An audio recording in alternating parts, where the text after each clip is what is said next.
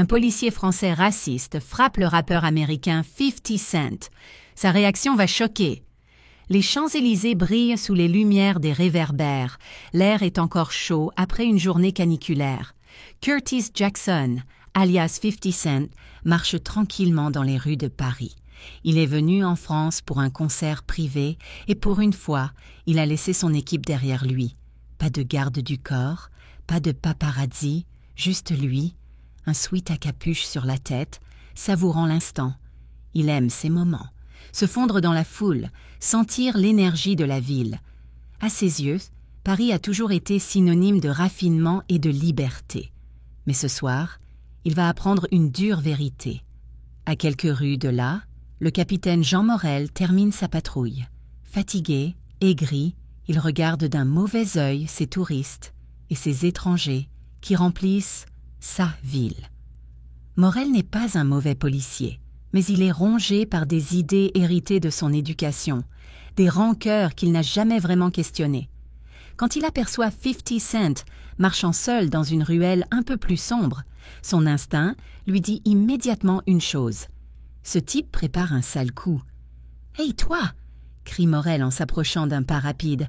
50 Cent se retourne, surpris. « Moi ?»« Oui, toi, les mains en l'air. » Il fronce les sourcils. Il n'a rien fait de mal. Il n'est pas armé.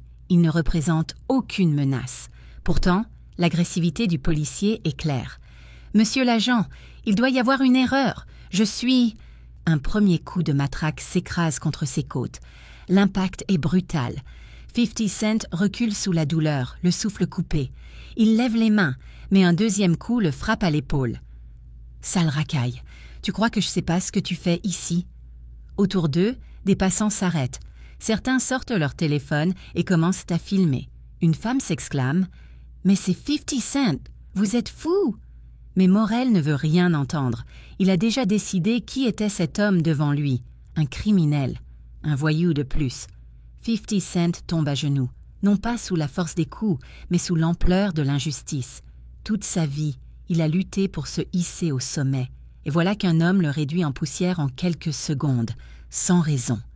Il pense à son enfance dans le Queens, à sa mère assassinée, à la violence qu'il a dû endurer, aux balles qui l'ont traversé. Et pourtant, jamais il n'avait ressenti une humiliation aussi profonde. Un silence pesant s'installe. C'est alors qu'une voix forte résonne dans la rue. « Ça suffit !» Un vieil homme s'avance, canne en main. Michel Durand, ancien avocat, 76 ans, cheveux blancs et regard perçant.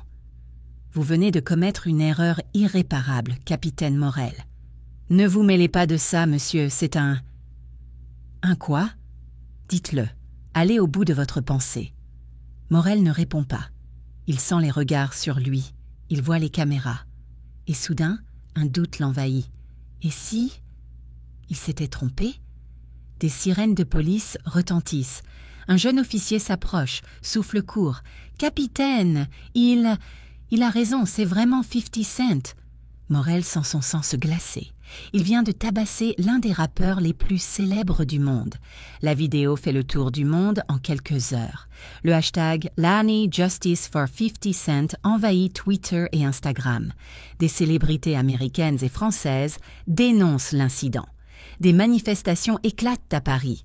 Le président français lui-même est obligé de faire une déclaration. Morel est suspendu, puis inculpé pour violences policières aggravées et insultes racistes. Mais ce n'est pas la fin de l'histoire. En prison, Morel reçoit une lettre. Elle vient de Curtis Jackson lui-même. « Monsieur Morel, j'ai grandi dans la violence. On m'a toujours dit que je n'étais qu'un criminel, avant même que je fasse quoi que ce soit. Vous m'avez frappé sans raison, mais je ne ressens pas de haine envers vous.